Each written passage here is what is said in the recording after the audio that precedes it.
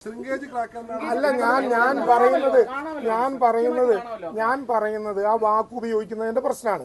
വെള്ളം കിരിഞ്ഞു കാണുന്നു, അവിടെ അവർ അടയാളപ്പെടുത്തും. അടയാളപ്പെടുത്തിയതിന് ശേഷം അതിന്റെ മീതെ എങ്ങനെയാണ് വെള്ളം കിരിഞ്ഞ് ഇറങ്ങുന്നതെന്ന് മനസ്സിലാക്കാൻ ഒരു എക്സ്പോസിവ് ട്രീറ്റ്മെന്റ് നടത്തും. ആ ട്രീറ്റ്മെന്റ് നടത്തിയതിന് ശേഷം വീണ്ടും അവിടെ വെള്ളം അടിക്കും. വെള്ളം വീണ്ടും കിരിയുന്നുണ്ടെങ്കിൽ വീണ്ടും അത് ക്യൂർ ചെയ്യാനുള്ള നടപടി സ്വീകരിക്കും. ഇത് കഴിഞ്ഞതിന് ശേഷം വെള്ളം കിനിയുന്നില്ല എന്ന് ഉറപ്പുവരുത്തി അതിൻ്റെ മീതെ വാട്ടർ പ്രൂഫിങ്ങും നേരത്തെ ഞാൻ പറഞ്ഞ പോലെയുള്ള കോൺക്രീറ്റിങ്ങും നടത്തും. അത് കഴിഞ്ഞിട്ടാണ് അവിടെ ആളെ താമസിപ്പിക്കുക. താമസിപ്പിച്ച് കഴിഞ്ഞതിന് ശേഷം ഇങ്ങനെ എന്തെങ്കിലും ലീക്കേജ് ഉണ്ടായാൽ എന്ത് ചെയ്യും? നമ്മുടെ വീട്ടിലാണെങ്കിൽ എന്ത് ചെയ്യും? അവൻ്റെ ചെവിട് പിടിക്കും, പണിതവൻ്റെ. ആ ചെവിട് പിടുത്തം ഗവൺമെന്റും തുടരും. അത്രേ ഉള്ളൂ.